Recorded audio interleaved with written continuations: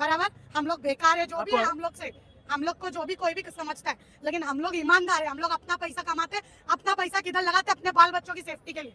कोई ने लोन लेके पैसा लगाया, कोई ने घर बेच के पैसा लगाया, कोई ने जेवर बेच के पैसा लगाया, कोई ने ब्याज पे पैसा लेके लगाया कि 2 पैसा एक्स्ट्रा मिलेगा।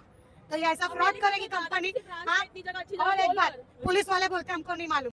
ಹಲೋ ಗೈಸ್, ನಮ್ಮ ಚಾನೆಲ್ಗೆ ಸ್ವಾಗತ. ಈ ಚಾನೆಲ್ ನಲ್ಲಿ ನಾವು ಸಾಕಷ್ಟು ಸ್ಕ್ಯಾಮ್ಗಳ ಬಗ್ಗೆ ಆಲ್ರೆಡಿ ಮಾತಾಡಿದ್ದೇವೆ. ನಾವೆಲ್ಲರೂ ಸ್ಕ್ಯಾಮ್ ಒಳಗೆ ಆಲ್ರೆಡಿ ಸಿಕ್ಕೊಂಡೇವಿ ಅಂತ ಅನ್ಸಾಕತ್ತದ. ನಮಗ್ ಗೊತ್ತಿಲ್ಲದೆ ಎಷ್ಟೊಂದು ಸ್ಕ್ಯಾಮ್ಗಳು ನಾವು ಸಿಕ್ಕೊಂಡೇವಿ. ಈಗ ನಾವು ಮಾತಾಡುವಂತ ಸ್ಕ್ಯಾಮ್ ಯಾವ ತರ ಅದ ಅಂದ್ರ, ನಿಮ್ ಮನೆಯವರು, ನಮ್ಮ ಮನೆಯವರು ಅಥವಾ ನಮ್ ಸುತ್ತಮುತ್ತಲಿನ ಜನ ಇಂತರ ಸ್ಕ್ಯಾಮ್ಗಳಿಗೆ ಅಥವಾ ಈ ಸ್ಕ್ಯಾಮ್ಗಳು ಆಲ್ರೆಡಿ ಸಿಕ್ಕಿರ್ಬೋದು. वो बोलते हमको नहीं मालूम। ये बताओ सर, एक पान की दुकान चालू रहती है, पूरे एरिया की पुलिस को खबर रहती कि नहीं रहती? ಈ ಸ್ಕ್ಯಾಮ್ ಎಲ್ಲಾಗ್ಯದ ಅಂತಂದ್ರ, ಯಾವ್ದೋ ಒಂದು ಎಜುಕೇಶನ್ ಇಲ್ದೇ ಇರುವಂತ ಪ್ಲೇಸ್ ಒಳಗ ಆಗಿಲ್ಲ, ಯಾವ್ದೋ ಒಂದು ಹಳ್ಳಿ ಒಳಗ ಆಗಿಲ್ಲ, ಮುಂಬೈ ಅಂತ ದೊಡ್ಡ ಸಿಟಿ ಒಳಗ ಆಗ್ಯದ. ಯಾವ ತರ ಸ್ಕ್ಯಾಮ್ ಆಗ್ಯದ ಅಂತಂದ್ರ, ಜನರಿಗೆ ಇನ್ವೆಸ್ಟ್ಮೆಂಟ್ ಹೇಳಕತ್ತಾರ, ಇನ್ವೆಸ್ಟ್ ರಿಟರ್ನ್ ಬರ್ತದ ಅಂತ ಹೇಳಕತ್ತಾರ. ಇದನ್ನ ನಾವು ಸಾಕಷ್ಟು ಹಳ್ಳಿಗಳಾಗೂ ನೋಡಕತ್ತೀವಿ. ಯಾವ ತರ ಅಂತಂದ್ರೆ, ನಮಗ್ ಸ್ವಲ್ಪ ಅಮೌಂಟ್ ಕೊಡ್ರಿ, ಅದನ್ನ ನಾವು ಬಡ್ಡಿಲೇ ಬೇರೆದವ್ರಿಗೆ ಬಿಡ್ತೀವಿ, ಆ ಬಡ್ಡಿ ಒಳಗೆ ನಾವು ಸೇರ್ ಮಾಡೋಣ ಅಂತ ಹೇಳಕತ್ತಾರ. ಈ ತರ ಸ್ಕ್ಯಾಮ್ ನಾನು ಸಿಕ್ಕೊಂಡೇನಿ, ನನ್ನ ಫ್ರೆಂಡ್ಸು ಸಿಕ್ಕೊಂಡಾರ. ನಮ್ಗೆ ಈಗ ಏನು ಮಾಡಕ್ ಬರಾಕತ್ತಿಲ್ಲ. ಅದೇ ತರ ಏನಾಗಿದೆ ಅಂತಂದ್ರೆ, ಇದೊಂದು ಸಣ್ಣ ಲೆವೆಲ್ ಒಳಗೆ ಆಗಾಕತ್ತದ.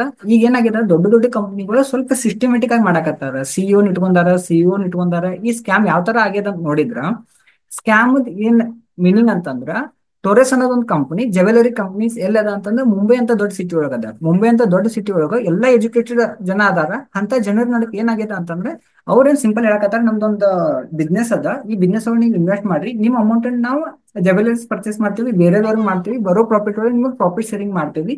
ಅಲ್ಲಿವರೆಗೂ ಏನದ ಅಂತಂದ್ರೆ, ನೀವು ಇನ್ವೆಸ್ಟ್ ಮಾಡಿರೋ ಅಮೌಂಟ್ ನಾವು ವೀಕ್ಲಿ ಪೇಔಟ್ ಕೊಡ್ತೇವಿ. ಪೇಔಟ್ ಅಂದ್ರೆ ಹೆಂಗ, ಇಂಟ್ರೆಸ್ಟ್ ಆಗಿ ಕೊಡ್ತೇವೆ ಅಂತ ಹೇಳಿದ್ರು. ಫಾರ್ ಎಕ್ಸಾಂಪಲ್, ನೀವು ನಮಗೆ 1 ಲಕ್ಷ ರೂಪಾಯಿ ಇನ್ವೆಸ್ಟ್ ಮಾಡಿದ್ರ, ನಾನು ನಿಮ್ಗೆ 4000 rupees ಎವ್ರಿ ವೀಕ್ ಕೊಡ್ತೇನೆ ಅಂತ ಹೇಳಿದ್ರು. ಎವ್ರಿ ವೀಕ್ ಅಂತಂದ್ರೆ ಏನಾಗ್ತದ, 4000 ಪರ್ ಮಂತ್ ನಾವು 16,000 ರಿಟರ್ನ್ ಬರಾಕತ್ತದ. ಒಂದ್ ವರ್ಷ ನಾವು ಏನಾದ್ರು ಅವ್ರ ಕಡೆ ಇನ್ವೆಸ್ಟ್ ಮಾಡಿದ್ರ, ನಮ್ ರಿಟರ್ನ್ ಒಳ್ಳೆ ವಾಪಸ್ ಬರ್ತದ.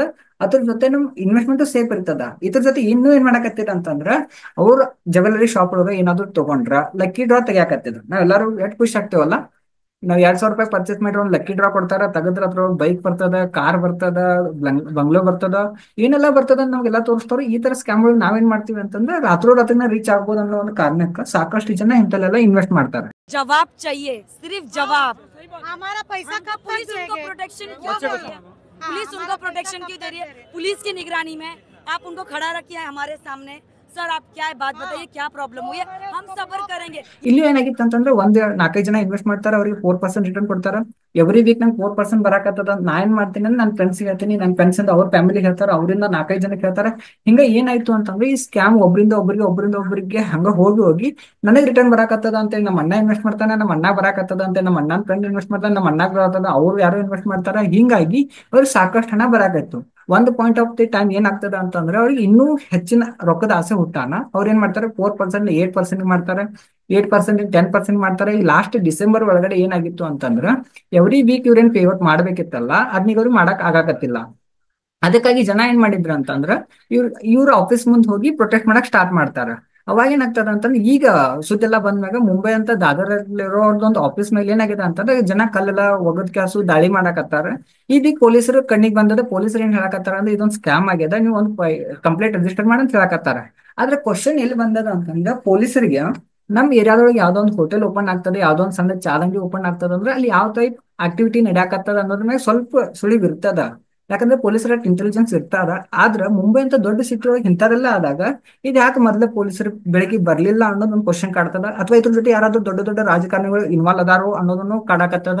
ಸಾಕಷ್ಟು ಜನ ಈಗ ಒಂದ್ ಜನ ಎದಕ್ಕೆ ಇನ್ವೆಸ್ಟ್ ಮಾಡ್ತಾರ, ಸಾಕಷ್ಟು ಎಷ್ಟು 10-20 ರೂಪಾಯಿ ಎಲ್ಲ ಸೇವ್ ಮಾಡಿದ ಜನ ಏನ್ ಮಾಡೋದು, ನಂಗೆ ರಿಟರ್ನ್ ಜಾಸ್ತಿ ಬರ್ತಾರ ಅನ್ನೋ ಒಂದು ಆಸೆಗೆ ಬಿದ್ದು ಇನ್ವೆಸ್ಟ್ ಮಾಡಕ್ ಹೊಂಟಾರ.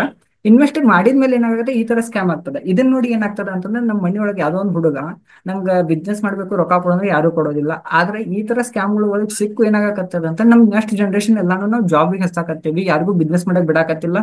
ಬಿಸ್ನೆಸ್ ಅಥವಾ ಇನ್ವೆಸ್ಟ್ಮೆಂಟ್ ಮಾಡ್ತೀವಿ ಅಂತಂದ್ರೆ ಎಲ್ಲರಿಗೂ ಹೆದರಿಕೆ ಯಾಕೆ ಬರ್ತದ ಅಂದ್ರೆ, ಈ ತರ ಅದ, ನಮ್ಗೊಂದು ಎಜುಕೇಶನ್ ನೆಸಸರಿ ಅದ, ಅಥವಾ ಈ ತರ ಸ್ಕ್ಯಾಮ್ಗಳು ಆಗಾಕತ್ತಾವ ಅಂತ ಪೊಲೀಸರು ಆಲ್ರೆಡಿ ಅವೇರ್ನೆಸ್ ಮಾಡಾಕತ್ತಾರ. ಆದ್ರೆ ಈ ತರ ಸ್ಕ್ಯಾಮ್ ಆಗೋದಕ್ಕಿಂತ ಮುಂಚೆನೆ ಇನ್ವಾಲ್ವ್ಮೆಂಟ್ ತಗೊಂಡು ಇದನ್ನೆಲ್ಲ ತಡೆಗಟ್ಟರೆ ಸಾಕಷ್ಟು ಇದನ್ನ ಹೆಲ್ಪ್ ಆಗ್ತದ ಅನಿಸ್ತದ.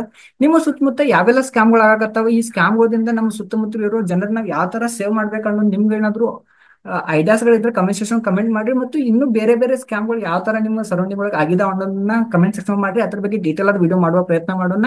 ಇನ್ನೂರ್ಗು ನೀವು ನಮ್ಮ ಚಾನಲ್ನ ಸಬ್ಸ್ಕ್ರೈಬ್ ಮಾಡಿದ್ರೆ ದಯವಿಟ್ಟು ಸಬ್ಸ್ಕ್ರೈಬ್ ಮಾಡಿ, ಮತ್ತು ಈ ವಿಡಿಯೋನ ಯಾರಿಗೆ ಹೆಲ್ಪ್ ಆಗ್ತದೆ, ಯಾರಿಗೆ ನೆಸಸರಿ ಅದ ಅಂತವ್ರಿಗೆ ದಯವಿಟ್ಟು ಶೇರ್ ಮಾಡಿ. ಧನ್ಯವಾದಗಳು.